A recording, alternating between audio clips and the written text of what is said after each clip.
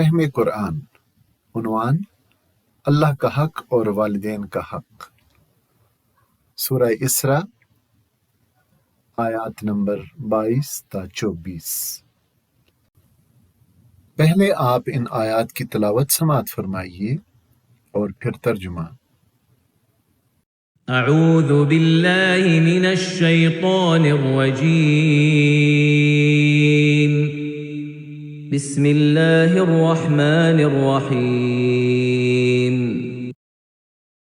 لا تجعل مع الله إلها آخر فتقعد مذموما مخذولا وقضى ربك ألا تعبدوا إلا إياه وبالوالدين إحسانا إما يبلغن عندك الكبر أحدهما أو كلاهما فلا تقل لهما أف ولا تنهرهما وقل لهما قولا كريما واخفض لهما جناح الذل من الرحمة وقل رب ارحمهما كما ربياني صغيرا۔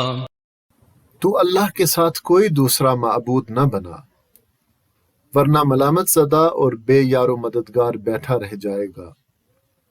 تیرے رب نے فیصلہ کر دیا ہے کہ تم لوگ کسی کی عبادت نہ کرو مگر صرف اس کی۔ والدین کے ساتھ نیک سلوک کرو۔ اگر تمہارے پاس ان میں سے کوئی ایک یا دونوں بوڑھے ہو کر رہیں تو انہیں اف تک نہ کہو، نہ انہیں جھڑک کر جواب دو، بلکہ ان سے احترام کے ساتھ بات کرو اور نرمی اور رحم کے ساتھ ان کے سامنے جھک کر رہو، اور دعا کیا کرو کہ پروردگار ان پر رحم فرما جس طرح انہوں نے رحمت و شفقت کے ساتھ مجھے بچپن میں پالا تھا۔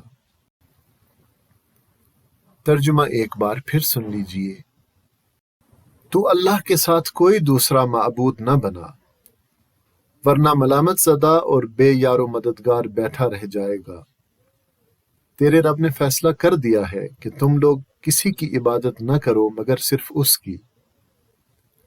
والدین کے ساتھ نیک سلوک کرو۔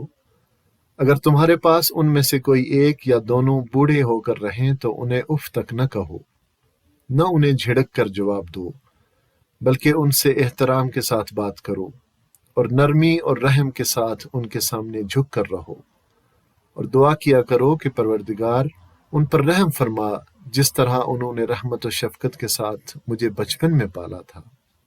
صدق اللہ العظیم۔ تو ان آیات سے ہمیں یہ معلوم ہوا کہ اللہ کا حق یہ ہے کہ اللہ کی عبادت اور بندگی میں کسی کو شریک نہ کیا جائے اور صرف اسی کی عبادت اور بندگی کی جائے، اور والدین کا حق یہ ہے کہ ان کے ساتھ عزت و احترام کے ساتھ، نرمی اور رحمت کے ساتھ اور حسن سلوک کے ساتھ پیش آیا جائے اور ان کے حق میں دعا کی جائے۔ اللہ ہمیں اس پر عمل کی توفیق عطا فرمائے، آمین ثم آمین۔